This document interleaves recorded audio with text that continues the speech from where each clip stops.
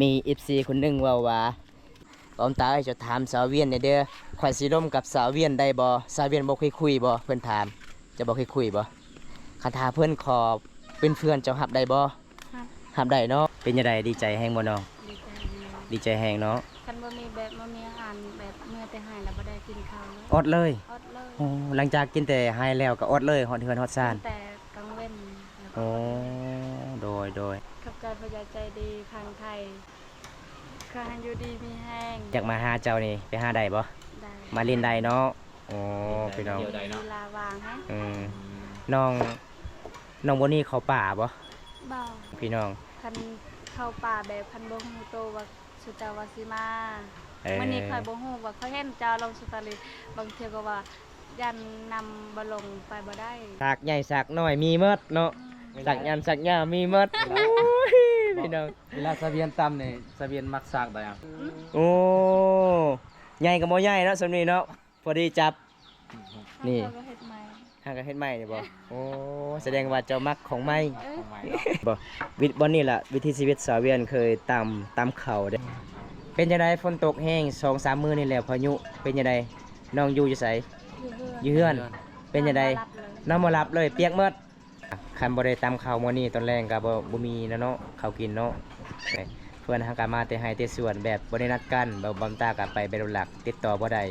หมู่บ้านน้องบ่มีสัญญาณไฟฟ้าบ่มี3มื้อแล้ว 3 มื้อแล้วเนาะบ่ได้มี บันส่วนบายบาย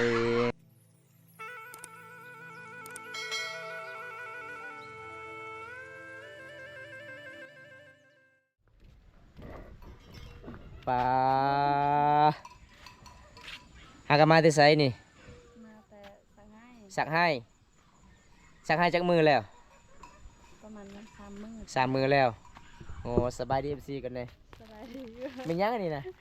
ทุกอย่าง ต้องย่าง ต้องใส่ยันฝนตก เออ แต่ เอ้า โทรศัพท์ เป็นยังหน้าตาคือสีติบๆเจ้าให้บ่บ่แม่นให้ บ่ได้หาย แดดมื้อนี้บ่ แดดแห้ เอง ยังบ่ทันได้แล้ว ยัง โอ้พี่น้องเอ้ยมื้อนี้ท้าเจ้ามืดๆเด้ นี่ล่ะพี่น้อง FC อยากเบิ่งวิถีชีวิตสาวเวียนมื้อนี้ก็ได้พออยู่กลางทางพี่น้องก็เลยทักทายเพิ่นก่อนพี่น้องเอ้ยสั่งให้จักคนมื้อนี้นะ 4 คน อันนี้คือแม่บ่เอ้ยแม่พ่อพี่น้องเขาเจ้าหากันมาแต่ให้แต่ส่วนได้มื้อนี้น้องฮู้บ่ว่าอ้ายสิมาหาน้อง บ่ฮู้ บ่ฮู้เลย คิดว่าแบบคันรถบ่ได้ คันเราบ่ได้เอ้ยเกือบตกมาผู้เดียวมื้อนี้นะเกือบตกอยู่ห้วยสลอย นำลงแล้ว ยังซำนี้ เออ เกือบไปบ่รอดก็เลยใจเกินลอยก็เลยไปฮอดพี่น้องเอ้ย เพราะว่า FC หลายๆคนน่ะบ่ตาไปเยี่ยมไปยามเจ้าตลอดก็เลยจัดหายตามคำขอ FC ได้ไปพุ่นละไปทางลัดไปเขตทางชนเผ่าตะโอ้ยค่าจ้างขี่บักกลับไปกลับมา100,000กีบเพื่อมาฮอดหมู่บ้านเจ้าโอ้ยลำบากเลยเนาะช่วงนี้เนาะ ทงเขาว่ายังบ่ไป บ่ได้ขามบ่ได้น้ำใหญ่ก็เลยขามบ่ได้พี่น้องเอ้ย สบายดีสะเบียน สบายดี ป้ามื้อนี้มากักอยู่ทางแล้วเนาะ เบิ่งสภาพทรงเสื้อน้องพี่น้องเอ้ยมาได้ใส่น้อง อืมแม่สักให้จ้า เมื่อได้ซักให้โอ้ คนตกบ่อยู่ไห้จ้ะบ่ ฝนตกเบิ่งเสียเปียกได้ ส่งเสื้อเปียกหมดบ่ได้ใส่ซบมือบ่ได้ใส่รองเท้าบ่มีเงินซื้อรองเท้าโอ้พี่น้องเอ้ย เบิ่งดำ ดำ กินข้าวกับหยางมื้อนี้ออกให้ กิน ข้าวกับหยัง มะเขือ มะเขือ เมียนมะเขือเนาะ เออ ใหม่ ไม้ตำ ตอนนี้ใหม่ หน้ำไม้ตํหรือบ่ หรือว่าตำหน้ำไม้ ตำทำไม เออ คิดว่าหน้ำไม้ตำ ตอนนี้ก็สิได้กลับบ้านแล้วเนาะ ให้เจ้าไก่อยู่บ่แต่บ้าน ไกลวะ ได้ประมาณมฮอดชั่วโมงไปเดี๋ยวพันยางฮอดชั่วโมง ขึ้นภูบ่ ขึ้นภูบ่ เส้นทางงาม ขึ้นภู อ๋อ คือ น้องมาแต่ให้ประมาณจังโมงตอนแรกนี่ อันนี้จังมองเลย 6 โมงเลย อันนี้ประมาณห้า ฮะ 4 โมง จักโมงจัก ห้าโมงเลยค่ะเมื่อ โอ้ชั่วโมงหนึงเนาะ เนาะ เฉพาะค่อยทาแต่จักโมงค่อยมา แต่10 โมงเนาะ 10 โมง 10 โมง โมง ก็คิดว่าจะบริการได้ ไปมียังคือบ่ไป จะเอาให้ค่อยเล็กเครื่องนะ เอาแล้ว เออ เครื่องยังคือหนักเอหลีนะ เครื่อง น้อง ส ไป มาง สำอาง เพราะว่าน้ำลาย แสน96,000กีบเด้นี่พี่น้องบอกว่ามื้อนี้ก็มาเยี่ยมมายามเพิ่นเพราะว่าน้องเวียนว่าคันถ้าเจ้ามา บ้านคอยจะเอาเครื่องคอยเลยเด้อคอยสั่งเครื่องมาพี่น้องเอ้ยมื้อนี้ก็เอาให้น้องแล้วพี่น้องเอ้ย ไปบ่ได้นำ ไปบ่ได้น้ำใหญ่เนาะก็คือบ่าวตามื้อนี้ก็เกือบไปบ่ได้เกือบตกห้วยสลอย เอาบรรดาก็สิไปน้ำแล้วกิน ไป แม่ คนเดียวท่านบ่ได้ไปกับหมู่ เลยจัดให้ก็เลย ก็คิดว่ามื้ออื่นเลยจะมาไปว่ามื้ออื่นสิอยู่เรือนแหละ มื้ออยู่เฮือนเนาะอีพ่อแม่จะบ่ให้บ่อยู่มื้ออื่นบ่ เคยคิดว่าเจ้ายังบ่ได้มาขอยุ่งมื้ออื่นอีก มื้ออื่นอยู่ได้บ่มื้ออื่นบ่ มึงอยู่ได้บ่ ได้บ่ ได้แต่ย่างเอาเลย ย่าง เอารถเด้ ย่างก็ รถเอาไว้แต่อยู่ ไปบ่ได้ อยู่ห้วยนั้น อ๋อรู้จักไปบ่ได้อีกโอเค ไปย่างไปเอา ย่างก็บ่ได้ไกลปานใด บ่ได้ไกลปานใดเนาะนี่พี่น้อง พอเมื่อยแกเมื่อยแฮะ อืม ออกกำลังกาย แม่นนี่พี่น้องมามื้อนี้เวลาทากระแป้งนี่พี่น้องเอ้ยงามแบบธรรมศาสตร์เลยเพิ่นหากันมาแต่ไห้แต่สวนพี่น้องเพราะว่าชาวลาวช่วงนี้ก็เจ้าก็สิปลูกข้าวเด้สักข้าวให้พี่น้องไปน้องมือเฮือนมือสารเจ้าเลยนี่พี่น้องสเปคหนุ่มไทยหลายๆคนพี่น้องเอ้ยให้บอมตาอัปเดตไปที่ชีวิตมื้ออื่นก็สิได้เห็นบ่อนให้น้องไปสักอยู่ไสพี่น้อง ไก่นั่นเนาะ แม่นนี่พี่น้องไปเยี่ยมไปยามเพื่อนกะมาถึงเฮือนถึงศาลเลยเด้ เพราะว่า FC ละลายคนกะกินฮอดหลายเพราะว่าบอมตากะมาต่อ EP 2เลยพี่น้อง EP 1บอมตากะหาบ่ได้เจอบอมตากะสิบ่ได้ซื้อน้องอาเบียนก็เลย ไปหาเลาะเล่นในเขตหมู่บ้านนี่ล่ะพี่น้องนี่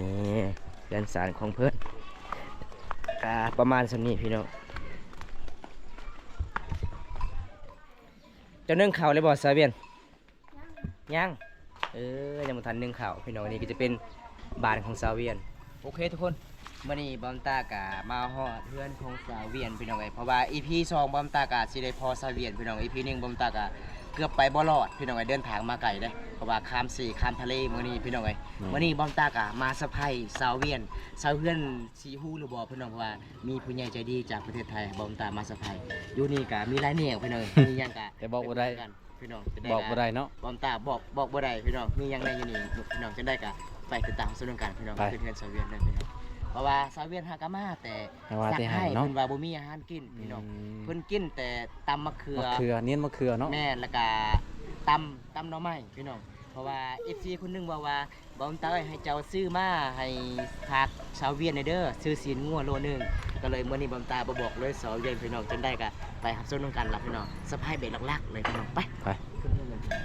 ตอนนี้ก็สิได้ขึ้นเฮือนซาวเย็นแล้วพี่น้องกาประตูซาวเย็นก็ยังคือเก่าเนาะกาวแบบมาเฮ็ดประตูพี่น้องเอ้ยขออนุญาตขึ้นเฮือนเพิ่นก่อน ปลาแต่งตัวงามแท้ฮะสิเฮ็ดหยังอันนี้น่ะนึ่งข้าว แล้ว แล้วบ่นึ่งข้าว ตำข้าว ตำข้าวอีกโอ้สิตำข้าว สิพาบ่ได้มา ไปพาบ่มาโอ้อันนี้คือแม่เนาะเนาะนี่สบายดีสบายดีเด้อแม่บันส่วนเด้อโอ้อีแม่ก็คือผู้สาวเนาะงามเนาะ สิไปตั้งข่าวว่า นี่พี่น้องเพิ่นก็สิตำข้าวได้ไฟฟ้าบ่มามื้อนี้พี่น้องอันนี้คือพอเนาะนี่เนาะโอ้สบายดีเด้อสบายดี มาเด้อ หากนมาแต่ให้บ่โอ้หากนมาแต่ให้พี่น้องเอ้ยนี่พี่น้องมาเยี่ยมมายามเพิ่นก็สิตำข้าวเด้บรรยากาศยามแรงๆเป็นจังไดน้อง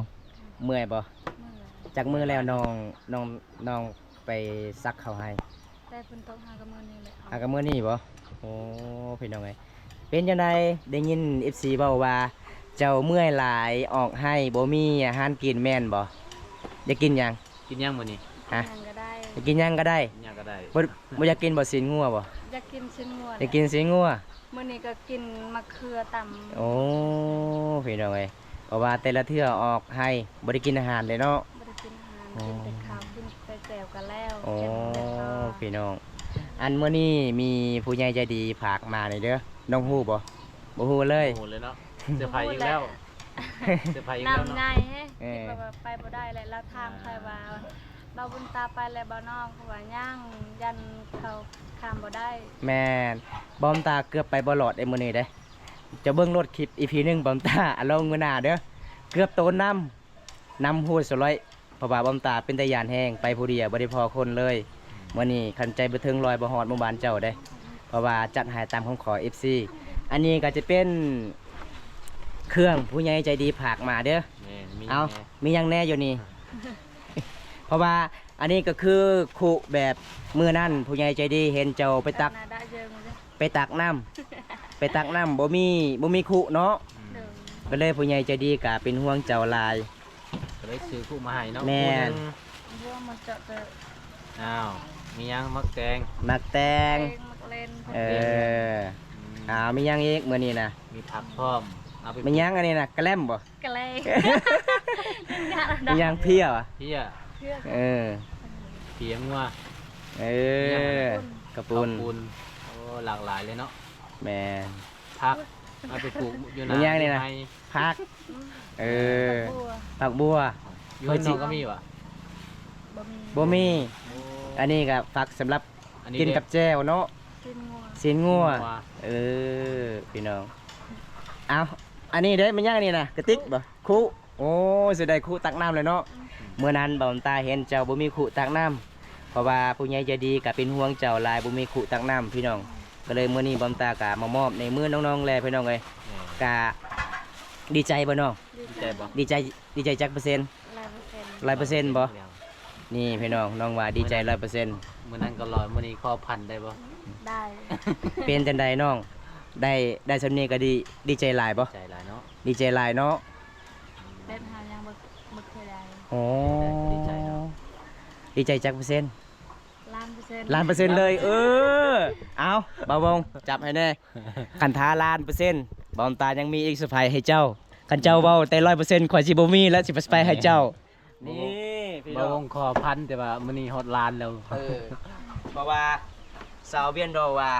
ดีใจผู้ใหญ่ใจดีฝากมา1,000,000%ก็เลยเซอร์ไพรส์อีกพี่น้องก็คือเงินพี่น้องไง เนาะ 1 2 3 4 6พี่น้องก็หลังจากที่บอมตาก็เอาเงินซาเวียนจ้างข้าวครัวก็ประมาณ50,000 กีบพี่น้องเดียวบอมตาก็สิให้คืนพี่น้อง ยังเหลือที่บอมตาเงินบอมตาซื้อมากับซีนแล้วก็กับผู้แม่กับข้าวปุ้นกับมักแป้งแล้วก็มีลายแนวพี่น้องก็ยังเหลือ650,000 กีบพี่น้องเอ้ยนี่2 3 4 5 6,650,000เอาดีใจบ่น้อง ดีใจ ดีใจหลายบ่ขอบใจผู้ใหญ่ใจดีเนี่ยเป็นบ่ เป็น เป็นเอาขอบใจก่อนนะ เอาขอบใจบุญตาก่อนขอบใจบ่าวบุญตาก่อน ใจหลายๆเด้อที่มามื้อนี้แบบใครบ่ฮู้โตเลยว่าสิเจ้าที่มาใครไปหายแฮะ ดีใจจักเซนไอมาหาเจ้ามื้อนี้ 100% 100% เบิ่งสเวียนน้ำตาสิไหลแล้ว 1,000,000ก็ได้ เออ แบบบ่ฮู้ว่าแบบนัดก็บ่ได้มีบ่ได้ ไปฝากกระดับเนาะ ที่พาบ่มีเนาะที่พาบ่มีมื้อนี้ไอมายิ้มยามน้องคันใจบ่ถึงร้อยไปบ่ฮอดเด้ซาเวียนสิให้พี่น้องเอ้ยเดี๋ยวมันตาสิโตนแต่เฮือนเลยเด้ นี่ล่ะพี่น้อง ไปมื้อนี้คันใจบ่ถึงร้อยบ่ฮอดอีหลีพี่น้องหมู่บ้านซาเวียนได้หมู่บ้านซาเวียนก็ดีใจแฮงเพราะว่าคุกะเพิ่นก็บ่มีคุตั้งน้ำมื้อนั้นเพิ่นก็ได้คุแต่กิ่งเดียวพี่น้องเลยบำตาเป็นน่าสงสารก็มีเงินผู้ใหญ่ใจดีพากมาแล้วก็บำตาซื้อซีนมาแล้วก็คุแล้วก็มีข้าวปุ้นมีมักแป้งมีหลากหลายพี่น้องเอ้ยเรือที่นั่นบำตาก็สิมอบให้น้องซื้อหยังก็แล้วแต่พี่น้องก็ขอบคุณหลายๆผู้ใหญ่ใจดีจากประเทศไทยเด้อที่เชื่อใจและมั่นใจบำตาแล้วก็ทีมงานเฮาพี่น้องเบาบ้อง แม่น ก็ขอให้อ้ายอยู่ดีมีแห้งขอให้ร่ำให้รวยเด้อพี่น้องเด้อเอาเสาเวียนบาทนี้ก็จะได้เพิ่มพลังเลยเนาะได้ซีนได้มักแตงได้ข้าวปุ้นเป็นยังไงดีใจแห้งบ่น้อง ดีใจดี ดีใจแห้งเนาะ คันบ่มีแบบบ่มีอาหารแบบเมื่อแต่หายแล้วบ่ได้กินข้าวเลย อดเลย อดเลย โอ้หลังจากกินแต่ไฮแล้วก็อดเลยฮอดเฮือนฮอดซ่าน แต่กลางเว้นแล้วก็ โอ้โดยเอ้าขอบใจผู้ใหญ่ใจดีแน่นบก่อน ขับใจประหยัดใจดีพังไทยขอให้อยู่ดีมีแห้ง ขอให้ร่ำให้รวยปรารถนาสิ่งใดขอให้ได้สิ่งนั้น ปรารถนาสิ่งใดขอให้ได้สิ่งนั้น นี่พี่น้อง สาธุกันแน่ เฮ้ย อ้าว เอาซาเวียนคันท้าเพิ่นอยากมาหาเจ้านี่ไปหาได้บ่ ได้ มาเล่นได้เนาะโอ้พี่น้อง มีเวลาวางฮะ อืมน้องบ่นี่เขาป่าบ่ บ่ คันท้าเห็นอายแล้วยันนี่เขาป่าบ่แม่นบ่ แม่น บ่แม่นเนาะพี่น้อง คัน เข้าป่าแบบคันบ่ฮู้โตว่าสุตาวาสิมา เออ มื้อนี้ค่อยบ่ฮู้ว่าเขาเห็นเจ้าลงสตอรี่บางเทื่อก็ว่ายันนำบ่ลงไปบ่ได้ อ๋อ บ่ฮู้สโล เป็นจะได้มื้อนั้นข่อยนัดเจ้าท่าดีบ่อยู่เฮือนบ่มื้อฝนตกนะ บ่ จะไปไสมื้อนั้น ก็อยู่เฮือนแหละ อ้าวนี่ ถ้าอยู่เฮือนแหละ เออ แบบ เพราะว่าฝนตกไปบ่ได้เนาะมื้อนั้นฝนตกแฮงอีหลี ถ้าสอนเลยถ้าไปสอนเลย โอ้ได้อยู่บ่ป่าบ่ ได้อยู่ ได้หลายอยู่บ่ มาซ่าก็เลยบ่ได้ทาเนาะ พี่น้องเอ้ยนี่ล่ะพี่น้องมาเยี่ยมมายามเพิ่น ฝนตก วันนี้ก็บ่วงมาเยี่ยมมายาม บ่ได้ไป กินข้าวที่สองนั่น อ๋อ ทาเลย แม่นมื้อนี้บ่คือบ่พันเลยว่าบ่าวตาอยากไปหาเจ้าบ่คิดเลยเนาะ เนาะ คิดว่ามื้ออื่นแหละ แม่น สิอยู่มื้ออื่นแหละ เออจังได้ก็สิอยู่ต่อมื้ออื่นล่ะ พอดีว่ามันตายมีปีกบ่ได้นำลายๆกับบินเอา เพราะว่า FC หลายๆคนบอกว่าอยากเห็นวิถีชีวิตเจ้าหลายได้ ก็เลยอัปเดตให้วิถีชีวิตเจ้าให้ FC หลายๆคนหับเบิ่งหับชมมันเป็นจังไดมันมาจังไดเนาะน้องเนาะเอาจังไดก็เอาไว้เลยน้องอันนี้ก็ครูก็สิได้ตักแล้วซีนสิเฮ็ดหยังตอนแรงเฮ็ดลาบบ่ บ่ สิให้พ่อบ่สิเอามาให้พ่อหรือว่าจะเฮ็ดเองเลย ให้พ่อใครตัว ให้ เป็น ก็ ให้พ่อเนาะพี่น้องหลังจากที่อายมอบเงินแล้วอายมอบครูแล้วน้องสิไปใช้ต่อบัดนี้ ไม่ได้ไปใช้ ไป ไปตำข้าว ตำข้าวบ่ ข้าว ซอยแม่ตำข้าว มาแต่ให้แต่หน้าแล้วต้องตามข้าวอีก โอ้พี่น้อง เมื่อยบ่เนาะเมื่อยบ่เมื่อย เมื่อยคือกันเนาะ เมื่อยคือกัน คันท้าเมื่อย ถ้าไม่ได้ต บ่มีข้าวกิน ำบ่มีเข้ามาเลย อ๋อท้าเมื่อยเอาผู้บ่าวพังไทยเด้อ มาเฝ้าห่านโลด มีเมซาเวียนมีกินอีกกันมาแล้วก็บ่ได้พักผ่อนนะพี่น้องก็เอาเขาลงไปตามอีกแล้วเนาะสิเวียนเนาะ แมนนี่ละพี่น้องวิธีชีวิตสาวเวียนมื้อนี้ได้พอเพิ่นโอ้มันเป็นธรรมดาเด้อพี่น้องเอ้ยเดินทางมาไกลพี่น้องมาหลายกิโลเอ้าจังได้ก็เอาไว้เลยน้องเฮาก็ ให้พ่อเพิ่นบ่เนาะให้พ่อเพิ่น อ้าวนี่พี่น้อง สาวเวียน สาวเวียนคนงามเพิ่นก็ดีใจหลายเด้อพี่น้องเอ้ยก็สิได้คู่ตักน้ำแล้วบัดนี้พี่น้องเอาแล้วเข้าทางนั้นออกทางนี้ ด่านนั้น เออเอ้าเจ้าไว้อยู่นี่มาบ่กินบ่บ่มีมาเพิ่นเจ้าโอ้เอ้าจังใดก็ได้ซะ บ่ได้ เออ เรียกกับต้าน นี่ล่ะพี่น้องเป็นจังไดพัดลมเข้าห้องเลยบ่ มาคุณ โอ้อยู่พูดนี่ อืม ยังบ่มีสายคือเก่า อืม นี่พี่น้องยังบ่มีสายคือเก่าเด้มีพัดลมแต่บ่มีสายพี่เอ้าอยู่ไสกระยังเซาเจ้าอยู่ไสพัดเข้า ไม่ค่อยเอาไปเลยจ้ะ โอ้ ไปตำ ไอแม่ไปแล้วไอแม่ไปตามอยู่ไส โอ้โห นี่พี่น้อง ไปใส่เลย เพื่อนฮักอามาแต่ให้เด้แบบสวยแบบธรรมศาสตร์เลยพี่น้องเพื่อนไผ ไปเฮียงละคอย อยู่ไสใกล้บ่ไปนำนี่พี่น้องมื้อนี้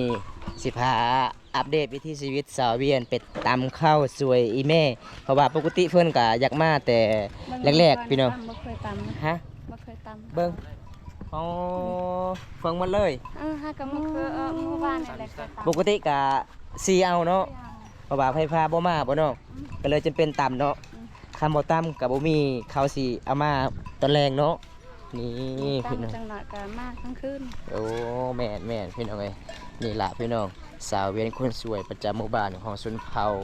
มังกรหมู่บ้านนี้พี่น้องเพื่ออยากมาเยี่ยมมายามเพิ่นก็บ่แม่นเรื่องง่ายๆเด้อพี่น้องเอ้ยป้าไอ้แม่จะไปตั้งข้าวไก่ดีเนาะไก่ดีพี่น้องเอ้ยเพราะว่าตอนเช้าก็เจ้าตำข้าวบ่ตอนเช้าบ่ ตอนเช้าก็ตื่นมาก็ตำข้าว โอ้ตื่นมาตำข้าวหลังจากตักน้ำแล้วก็ตำข้าวอืมอ่องให้ประมาณจักโมงตอนเช้า ประมาณ6 โมง 6 โมงเช้าฮอดให้ประมาณจักโมง 7 โมง 7 โมงโอ้พี่น้องเอ้ยวิถีชีวิตสาวเวียนคนสวยคนสู้ชีวิตดีเด้อพี่น้องเพราะว่าพุ่นล่ะพี่น้องเพื่อนที่สาวเวียนไปตำข้าวหมู่เพื่อนเจ้าบ่มีโขกตำข้าวบ่ บ่มี บ่มีเนาะโอ้ก็เลยไปตำอยู่เพื่อนพี่น้อง อืม พี่น้อง เรื่องที่บ่มี เพราะว่าอยู่เพื่อนเจ้าก็มีแต่เจ้าเนาะลูกสาวผู้เดียวเนาะ แม่ ก็เลยซอยเวียกอีเม่พอตามข่าวพี่น้องนี่โอ้ยพี่น้องอัปเดตวิถีชีวิตสาวเวียนคนสวยกับบ่แม่นธรรมดาเด้อพี่น้องเด้อเอาอีเม่เจ้าตามได้บ่ ยัง จิตเฮิมอยากจะเอาเลาะๆเอ้ยเนี่ย แล้วอันเยอะมันอันเยอะทะเลจิลิไปกลางเลยจิตอุ้ยเพื่อปลายดอกเราเป็นเบย มียังไอ้แม่จะเว้า มาไปพาแล้ว ไปพามา บริษัท โอ้ไปพามาแม่นมาไปพาแล้ว ไปพามา เป็นยังไงตอนนี้ไอ้แม่เจ้าเมื่อยบ่ ดีใจแหละ โอ้ สี่บันนี้ ซีอยู่นี่อยู่เฮือนเจ้าบ่มีห้องซี บ่มีสี่ไปบันเงินลาคอยนี่แหละ มีแต่ซีอยู่เฮือนพี่น้องเนาะอยู่เฮือนนาบ่าวเนาะอ๋อพี่น้องเอ้ยบุญดีมื้อนี้ไปพามาเนาะเนาะ ดีใจ ดีใจบ่เพราะว่าโทรศัพท์กับแบล็คเบิร์ด เบิด ลิ้นบ่ได้กลางคืนนี่พี่น้อง เอ็ด เพิ่นก็ดีใจหลายมื้อนี้ก็ไฟฟ้าก็มาเพิ่นว่าพี่น้องเอ้ยมื้อนี้ไฟฟ้ามาเนาะ บุญอะไร บุญดีบ่ บุญอะไรแบบเมื่อแต่หายไม่เมื่อยกับพี่พามาอีก แม่น ตำเก็บเบิ้ง แม่น บ่เคยต บ่สาวเวียนจุดนี้แหละบนเจ้าไปตำข้าวบ่ ำบ่อยแม่น ฮะบนนี้แหละเป็นหยังมื้อนี้คือบ่ได้ตำจุดนี้ไฟฟ้ามาแล้ว พี่พามาแล้ว เฉพาะเนาะโขกกะลายเนาะสากกะลายพี่น้องเอ้ยสากใหญ่สากน้อยมีหมดเนาะสากยันสากยาวมีหมดโอ้ยพี่น้อง เวลาสะเวียนตำเนี่ยสะเวียนมักซากได้อ่ะ จะเลือกรถตัวใดจะมักจับตัวใด ตัวนี้ ซักตัวใด ตัวใดจะมักจับตัวนี้โอ้ใหญ่กับบ่ใหญ่เนาะสำนี้เนาะพอดีจับ นี่ เราก็เฮ็ดใหม่ หางกันเฮ็ดใหม่นี่บ่โอ้แสดงว่าเจ้ามักของใหม่ ของใหม่เนาะ นี่พี่น้องเห็นบ่วิทย์บ่นี่ล่ะวิถีชีวิตสาวเวียนเคยตำข้าวเด้แต่มื้อนี้ก็มีไฟฟ้ามาก็เลยสาวเวียนก็บ่ได้ตำก็เลยอีแม่สาวเวียนก็สิมาสีข้าวอยู่ทางนั้นพี่น้องเอ้ยหลังจากที่บ่ได้ตำข้าวแล้ว ตอนนี้น้องสิเฮ็ดหยังต่อบัดนี้ อาบน้ อาบน้ำไปจังไดก็กลับเนาะ ำ ไปอาบน้ำอยู่ไส ที่นี่แหละแบบยังบ่ได้เปิดค่ะ ยังบ่เปิดอ้าวคือเจ้าบ่ได้อาบอยู่น้ำห้วยเป็นหยัง ไก่ ใกล้ฮอดบ่10หลักบ่ มาสิบลักแต่บ่เคยไปอาบอยู่คุณ โอ้ ถ้าทีมงานเอาไปอาบได้บ่อยู่หัวอยู่ได้บ่ เดินหลายคน ยันหลายคนเอ้าค่อยก็ยังบ่ทันได้อาบน้ำเด้สิพาเขาไปอาบบ่จะพูนบ่ เอาอยู่เพื่อนคอยก็ได้ ข่อยบ่มีทรงสิ มีนะมีถึง มีหยังมีสิ้นฮะ ว่ามีแพร มีแพร่สิอาบได้บ่บ่บงสิอาบได้ บ่าวบนตาเบ้าแต่เอาสิ้นให้ก็ได้ นี่ เดี๋ยวกันนะ ไปสาวเวียนกลับบัดนี้นี่ล่ะพี่น้องว่าอัปเดตวิถีชีวิตสาวเวียนคนงามสิไปเบิ่งเพื่อนตามข้าวแต่ก็บ่ได้พอบ่ได้ตำซ้ำพี่น้องเอ้ยเพราะว่ามื้อนี้ก็บุญรีไฟฟ้ามาน้องสาวเวียนเนาะก็เลยบ่ได้ตำพี่น้องเอ้ยเพราะว่าบอมตาก็มื้อเช้านี้ก็อัปเดตวิถีชีวิตสาวทริเพิ่นตำข้าวแบบหมู่บ้านเขาเจ้านี่หลายๆคนผู้สาวเนาะตำข้าวเนาะสาวโสดนี่ตำข้าวช่วยเวียกอีพ่ออีแม่ตอนเป็นสาวโสดพี่น้อง นี่บรรยากาศเขตชนบทหมู่บ้านซอเวียนพี่น้องเห็นบ่วิวธรรมศาสตร์สุดยอดหลายเลยบรรยากาศยามแรงๆพี่น้องเลยมี FC คนหนึงว่า FC จากประเทศอเมริกาให้ค่อยถามเจ้าในเด้อว่าบอมตาเอ้ยจะถามสาวเวียนในเด้อข่อยสิร่วมกับสาวเวียนได้บ่สาวเวียนบ่เคยคุยบ่เพิ่นถามจะบ่เคยคุยบ่คันถ้าเพิ่นขอเป็นเพื่อนเจ้ารับได้บ่ ครับ รับได้เนาะเพราะว่าเพิ่นก็เขียนภาษาลาวได้เด้ เพื่อนเบาลาวได้ แต่เพื่อนเป็นคนลาวแต่เพื่อนไปเฮ็ดเวียกอยู่ประเทศอเมริกา เพื่อนอยากให้เจ้าหักเป็นเพื่อนได้แล้วก็ร่วมกันได้ เพื่อนว่าเรื่องการมักฮักกันเพื่อนก็ยังบ่ฮู้ตัวนั้นบังคับบ่ได้คันท่าบ่ได้เป็นแฟนกันก็เป็นพี่เป็นน้องกันก็ได้เพื่อนว่าพี่น้องครับ เป็นหนูกันก็ได้ แม่นหับเด้อมื้อหน้าเด้อ เออ ถ้าเห็นไอ้เพื่อนทักหาเด้อ เราใส่เสื้อแดงนั้น บ่มีหลายอยู่ คิดว่าตอนเราใส่เสื้อแดงนั้นก็ฮับแล้ว เราก็เป็นเรียนภาษาลาว โอ้เพราะว่าปกติก็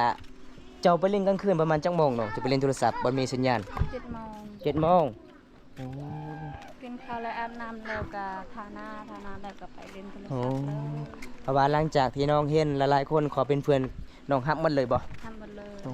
ฮับมันเลย ใส่กระยาทำเลยช่วงนี้ แม่น ช่วงนี้ ยังบ่มีคนคล่องใจ อืม เลยฮับได้ถ้ามีคนดูแลใจแล้วฮับบ่ได้ ทำบ่ได้ แม่นอีหลีพี่น้องนี่บรรยากาศมื้อนี้ว่าสิอัปเดตวิถีชีวิตสาวเวียนเพราะว่าสาวเวียนเว้าว่าทักมาเลยพี่น้องเพิ่นบ่คุยล้มได้พี่น้องเพิ่นเป็นเพื่อนได้เพราะว่าตอนนี้เพิ่นก็บ่จำกัดพี่น้องทักมาได้เลย นี่บรรยากาศยามแรงๆในหมู่บ้านสาวเวียนอันนี้จะเป็นบ้านสาวเวียนได้เห็นบ่พี่น้องหมู่บ้านนี่ก็จะเป็นหมู่บ้านมีความอุดมสมบูรณ์เขาเจ้าก็มีเรือนแปลนหลังใหญ่ๆพี่น้อง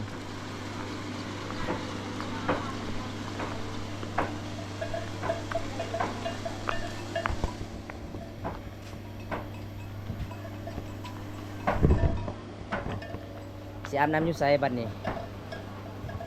อยู่นี่โอ้ ยังไม่ได้เปิดให้ ยังบ่เปิด ขา จักโมงแล้วตอนนี้น่ะ6 โมง 5 โมง 5 โมงเดี๋ยวไปเบิ่งโมงกันเด้อครับน้องเวียนบอกว่า5 โมงมองบอลตา6 โมงแล้ว ว่าวมั่ว ว่ามั่วเนาะบ่มีโมงบ่ บ่ได้เบิ่ง บ่ได้เบิ่งโมงเนาะนี่พี่น้อง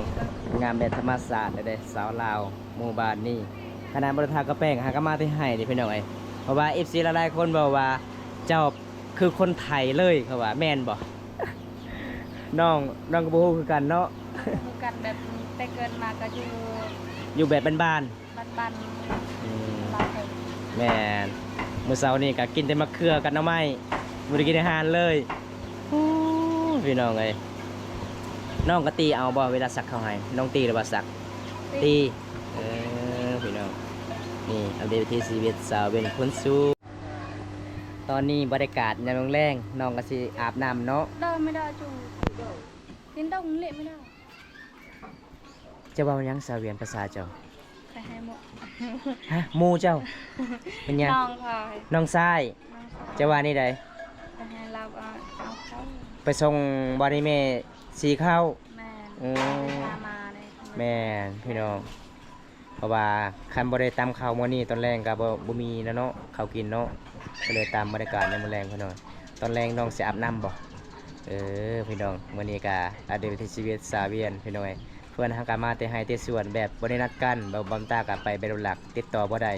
หมู่บ้านน้องบ่มีสัญญาณไฟฟ้าบ่มี3มื้อแล้ว 3 มื้อแล้วเนาะบ่ได้มีครับ เป็นจังไดฝนตกแห้ง 2-3 มื้อนี่แหล้วพายุเป็นจังไดน้องอยู่ไส อยู่เพื่อน อยู่เฮือนเป็นจังได รับเลย น้องมารับเลยเปียกหมดพี่น้องเอ้ยเพราะว่าไอ้ายมาเยี่ยมมายามน้องมื้อนี้ก็บ่มีหยังหลายเด้อของฝากของตอนเด้อมีแต่ นี่ค่ะ สำนั่นล่ะ จังได๋กลับกันเด้อน้องเด้อ เดิม เพราะว่าคลิปนี้ก็ขอจุไว้สำนี้ก่อนพี่น้องคลิปหน้าพบพอกันใหม่พี่น้องเอ้ยขอกล่าวคำว่าสวัสดีราตรีสวัสดิ์บันส่วนบายบายก็มาที่ให้ที่ส่วนเด้อแบบสาวลาวเขตนี้หลายๆคนก็เจ้าก็ตั้งใจช่วยเวียกอีพ่ออีแม่เมื่อนี้ก็ขอขอบคุณหลายๆอ้ายใหญ่เพิ่นจากประเทศไทยที่ให้บอมตามาสะพานบุญแทนเมื่อนี้กับบอมตาก็มอบในสาวเวียนแล้วพี่น้องแล้วก็ซีนงัวแล้วก็คุแล้วก็มีข้าวปุ้นแล้วก็มีเงินพี่น้องเงินที่เหลือบอมตาซื้อบอมตาก็สิมอบในสาวเวียนแล้วพี่น้องเอ้ยก็ขอให้อายอยู่ดีมีแห้งขอให้ร่ำให้รวยเด้ออายเด้อที่เชื่อมันบอมตามาสะพานบุญให้พี่น้องเอ้ยได้บอมตาก็สิปิดไว้ส่ำนี้ก่อนพี่น้องตอนนี้เวลาก็6 โมงแรงแล้วบอมตาก็สิกลับเดินทางมาหลายกิโลพี่น้องเอ้ยเพื่อสิฮอดหมู่บ้านบอมตาก็บ่แม่นง่ายพี่น้องขามเซก็เซสลอยก็เกือบไปบ่รอดเมื่อเช้านี้พี่น้องแต่มื้อนี้บอมตากะสิไปได้หรือบ่พี่น้องมื้อนี้ก็อากาศก็สิค่ำแล้วพี่น้องไอ้บอมตากะสิไปทางบ้านเขตชุนเผาตะโอยเดินทางมื้อนี้พี่น้องสิกลับมาทางนั้นพี่น้องกลับไปกลับมาจางขาคีเฮอบักก็ประมาณ100,000กีบพี่น้องเอ้ยแต่ได้บอมตาก็ต้องสู้ให้ FC หลายๆคนรับชมคลิปนี้แต่ต้นจนจบพี่น้องเอ้ยคลิปหน้าพบกันใหม่ขอกล่าวคำว่าสวัสดีครับผมบ๊ายบาย